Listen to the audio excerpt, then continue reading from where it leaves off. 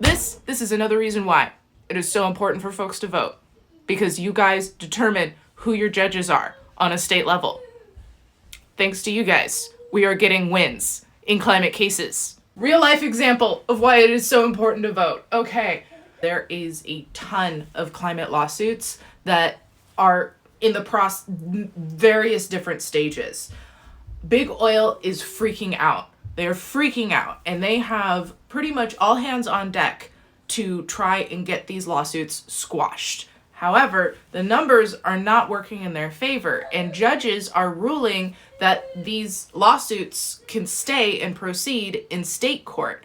And the reason why that is really important is because federal court is where they have the most paid off judges, the most judges who are sympathetic to what Big Oil wants. However, state court, they don't have the same grip. They don't have the same influence on these judges. And that is because people have been showing up to midterms and voting in local elections. Hawaii's governor and lawyers for youth plaintiffs on Thursday announced they settled a lawsuit alleging that Hawaii violated the state constitution. The settlement reached in Naveen versus Hawaii Department of Transportation recognizes children's constitutional rights to a life-sustaining climate. The agreement confirms the department's commitment to a plan and implement changes to reach the state's goal of net negative emissions by 2045, the governor said.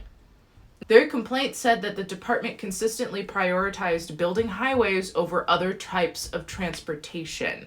In Montana, the state Supreme Court earlier this year upheld a landmark climate ruling and said that regulators must consider their effects of greenhouse gas emissions when issuing permits for fossil fuel development. Hey, I interrupt my video to tell you guys about some really good journalism, and I have a discount off of a digital subscription. My little gift to you.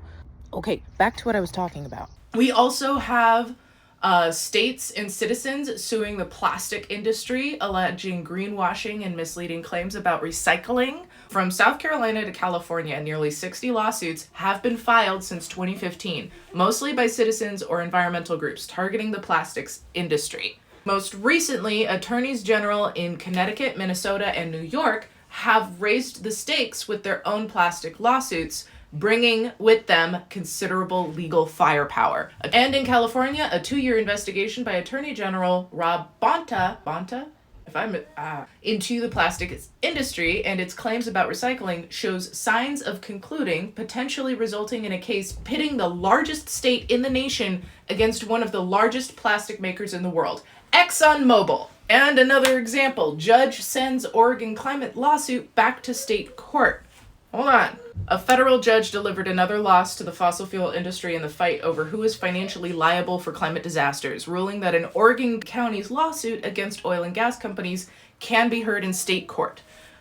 The Monday ruling by Judge Adrienne Nelson of the U.S. District Court of the District of Oregon is the latest in an unbroken streak of decisions from federal jurists rejecting the oil and gas industry's attempts to quash similar lawsuits from local governments seeking compensation for the costs of dealing with climate change. Nelson's ruling clears the way for Multnomah County's lawsuit, filed in 2023 on the 2-year anniversary of an extreme heat wave that the lawsuit says was caused in part by the fossil fuel industry. And they to proceed in Oregon court. This is excellent.